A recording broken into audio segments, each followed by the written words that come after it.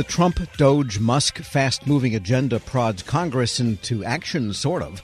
This week, members react to several of the latest administration's executive orders and some other moves. We got the rundown now from the deputy news director of Bloomberg Government, Loren Duggan. And, Loren, there is a House vote this week on nationwide injunctions. What's going on there? Right. This is a reaction to what some judges have done in the Trump administration. He'll put forward an executive order or other action, and a judge will issue an injunction nationwide. So even though it's filed in one place, it goes everywhere. And this has rankled Republicans in both chambers who want to find ways to curtail this. This is not as far as impeaching a judge or trying to remove them, but it is a way for them to try to limit what one judge can do to policies around the country. So we're going to see a vote this week on the House floor on a bill sponsored by Darrell Issa, and then some hearings in both the House and the Senate where they're going to look into this broader discussion about what judges are doing vis-a-vis Trump administration policies. Yeah, Darrell Issa has really risen in Republican ranks. He was out of Congress for a couple of terms and came back and has done pretty well for himself politically, hasn't he? He has. People might remember him as the House Oversight Chair taking Indeed. on the administrations in the past, and this time he's come back and has found a home in the Judiciary Committee. He's been doing a lot of work on judge issues, including adding federal judges. That was one of the bills he was doing last year, was to expand some of the federal judgeships that would then get new judges and try to handle caseloads around the country. And now he's very much involved in this injunctions issue, among others. And we haven't really seen, by the way, just as a side issue, the conveyor belt of judges, as we call it, for the Trump administration really get up and cranking yet, have we? No, we haven't. I mean, there's the executive nominations that have taken up a lot of time and other legislative work. I'm sure that will get to the fore at some point, though. All right. And then this proof of citizenship for voting, that is raising a lot of hackles among local voting officials. Voters wonder, what do I got to bring with me, and so on. And what is Congress thinking about on that front? So there was an executive order on March 25th that the president issued that would require some national aspects of this, requiring proof of citizenship to register to vote. And this is about making that a nationwide requirement in law, which is obviously a tighter requirement. Like you say, it would require you to provide a proof of citizenship. It could be a passport, a real ID, compliant ID, some military paperwork, something like that, to prove that you're a citizen to vote. Now, you're not supposed to vote if you're not a citizen in federal elections, certainly. Some localities have allowed non-citizens to vote for local offices and things like that. But this is meant to tighten that. But some people are concerned it could have wider implications in the attempt to prevent non-citizens. You might make citizens without the right paperwork or who live far away from a place to show their paperwork to actually get that done. So will be, I'm sure, a robust debate on the floor on that one. Yes, there are citizens that don't drive, so they don't have a driver's license with real ID. They may not travel abroad if they don't drive. It's likely they don't travel internationally, won't have a passport. And so you'd, I guess, need your birth certificate. And that's not so easy to get your hands on sometimes either. Right, and those are some of the arguments I think we'll hear against it, and maybe they'll look for other ways to try and go about mitigating that. But there are some estimates it could cause a number of people to maybe have trouble registering to vote, even if they eventually get there. And over the years, the Consumer Protection Financial Bureau, did I get that right? The Consumer Financial Protection Bureau, other way, yeah. I have to see it written out to say the words in order. Some of those rules that the Trump administration is trying to kill, this is invoking Congressional Review Act discussions. That's right. We're seeing two more go through the House this week. These are ones that the Senate has already passed, so they could be wins for Trump very soon. One of them is about payment platforms like Venmo or Apple Pay or things like that handle a lot of transactions and how they're regulated.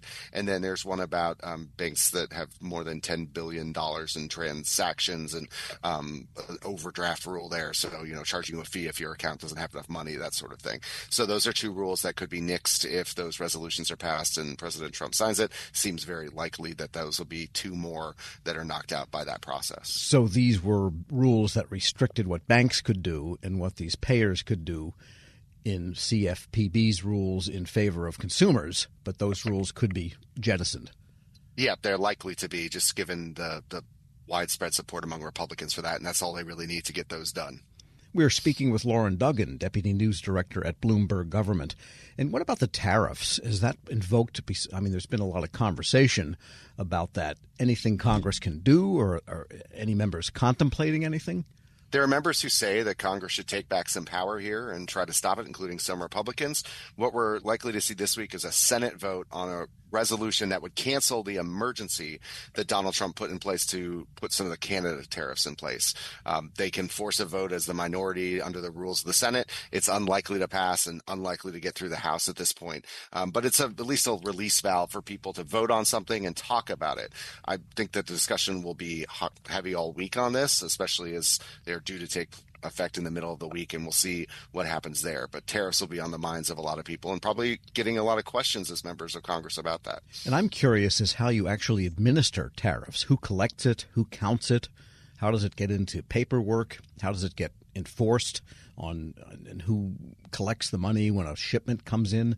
I don't think any of that's in place. Well, there's supposed to be an external revenue service coming. That's one of the president's ideas he's talked about and some of his administration folks. There's obviously ways to collect tariffs that are in place now, but we'll see if there's a more discussion about that external revenue service as part of this big push and rollout this week from the administration. But that's not in place yet, obviously. All right. And what about hearings on there are still a few nominations left and a few hearings on some of the people that are lightning rods, you might say. Yeah, more than a few nominations left. We're looking to see General Kane, who's been nominated to be Joint Chiefs of Staff. He might get a hearing this week, and the next director possibly of the Office of Personnel Management, which that definitely will be in the spotlight when he goes to the committee, given all the moves on personnel across the administration. So we have a lot more to go. There's still some agency heads and then deputy directors, deputy secretaries, things like that. So a lot more to go and really taking up a lot of the Senate's work time there. And that OPM nominee is Scott Kupor of Andreessen Horowitz. But what are we hearing about things like the Education Department,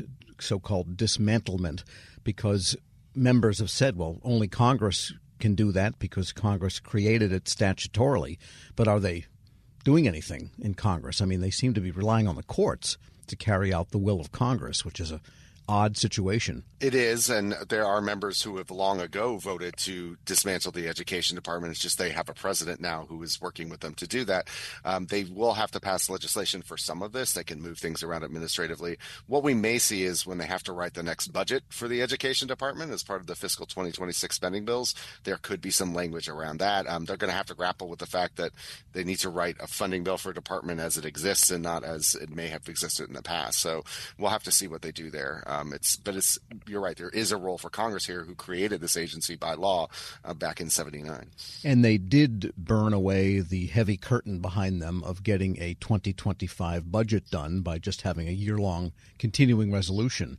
But now, at some point, the administration will generate its 2026 proposal. And what will that invoke? And when might they get around that? Because summer's coming soon, and next thing you know, it's Christmas break. Right. I think they're looking to use the summer for appropriations like they usually do, but they do want to get that document from the administration as a starting point. We'll probably have a very busy, truncated summer period on that. And there's still some, hangover from 25, whether it's Susan Collins and Patty Murray being mad about the cancellation of emergency funds that the administration put forth, or dealing with the local D.C. budget, which Congress didn't approve for this year and may have to go back and pass legislation there. The Senate did. The House hasn't yet. Trump called for them to do it. So there's still fiscal 2025 hangover, even with 2026 around the corner. And now we're hearing talk of merging the Drug Enforcement Administration together with the Alcohol, Tobacco, Firearms, and Explosives. So everything we indulge in would be in one agency. And golly, that would, imagine, have some of the oversight people in Congress get their cackles up, because agencies equal power for committees. Right. And, there's been a lot of proposals to downsize or strip away. And like you mentioned with the Education Department. So Congress has hearings coming up when they do get the budget. They always have hearings with these agency heads, and we'll have a chance to question this. We'll have to see what it turns into legislatively or in appropriations or something like that, how they respond. But I'm sure there will be a lot to be said, especially as they get in front of Congress later this year. And not that the politics are our concern here, but it is interesting to see that there are challenges to the leadership of Chuck Schumer on the Democratic side. Could that slow down things, or could that make a little bit easier running field for the Republicans, do you think, short term?